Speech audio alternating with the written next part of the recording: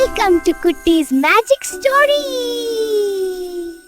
நம்ம வீடியோ பார்க்குற யாருமே சப்ஸ்கிரைப் பண்ணாமல் பார்த்துட்டு இருக்கீங்க. ஸோ சப்ஸ்கிரைப் பண்ணிட்டீங்க அப்படின்னா நம்ம போகிற வீடியோலாம் உங்களுக்கு ஹோம் பேஜில் ஷோ ஆகும். அது மட்டும் இல்லாமல் பக்கத்தில் இருக்க லைக் பட்டன் கிளிக் பண்ணிட்டீங்க அப்படின்னா வீடியோ போகிற எனக்கு ஒரு மோட்டிவேஷனாக இருக்கும். ஸோ மறக்காமல் எல்லாரும் லைக் அண்ட் சப்ஸ்கிரைப் பண்ணிட்டு பாருங்கள். நம்ம குட்டீஸ் மேஜிக் ஸ்டோரி சேனலில் ஏகப்பட்ட தமிழ் ஸ்டோரிஸ், மோட்டிவேஷனல் ஸ்டோரிஸ்லாம் போட்டிருக்கோம். ஸோ இந்த வீடியோ பார்த்து முடிச்சுட்டு மறக்காமல் அதையுமே செக் பண்ணி பாருங்கள். இப்போ வாங்க ஸ்டோரிக்குள்ளே போயிடலாம். தமிழ்நாட்டின் மலைகளுக்கு நடுவே பெரிய பெரிய மரங்களும் சரசரவென ஓடும் ஆறும் பறவைகளின் இனிய குரல்களும் நிறைந்த ஒரு அழகான காடு இருந்தது. அந்த காட்டின் பெயர் சூரிய காடு. இந்த காட்டில் எல்லா விலங்குகளும் ஒரே குடும்பம் போல மகிழ்ச்சியாக வாழ்ந்தன. அந்த காட்டின் தலைவன் அறிவும் கருணையும் நிறைந்த யானை ராஜா.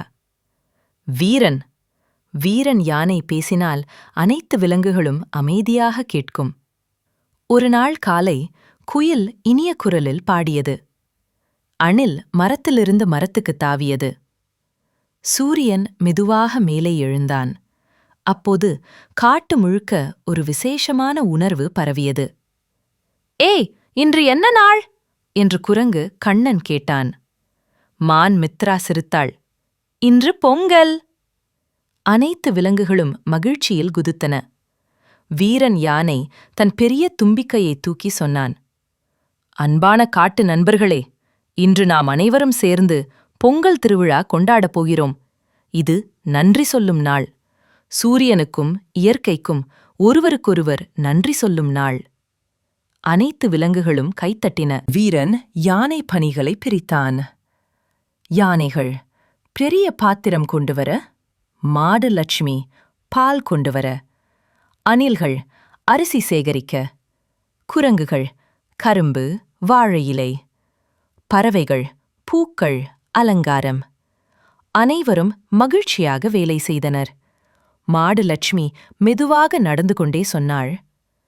பொங்கல் என்பது விவசாயிகளுக்கும் நம்மைப் போல பால் கொடுக்கும் மாடுகளுக்கும் மிக முக்கியமான நாள்.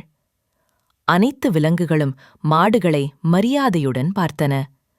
காட்டின் நடுவில் ஒரு பெரிய திறந்த வெளி. வாழை இலைகள், பூக்கள், மஞ்சள், கரும்பு எல்லாம் அழகாக அலங்கரிக்கப்பட்டது. பெரிய மண்பானையில் அரிசியும் பாலும் ஊற்றப்பட்டது. தீ மூட்டப்பட்டது. அனைவரும் சுற்றி நின்று காத்திருந்தனர்.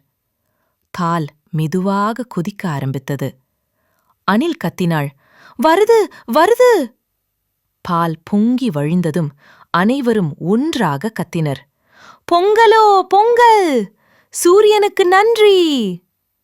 காடு முழுவதும் அந்த குரல் எதிரொலித்தது. அதன்பின் மயில் தனது இறகுகளால் அழகான கோல வடிவம் வரைந்தது. அணில்கள் வண்ண விதைகளால் சிறிய சிறிய கோலங்கள் செய்தன.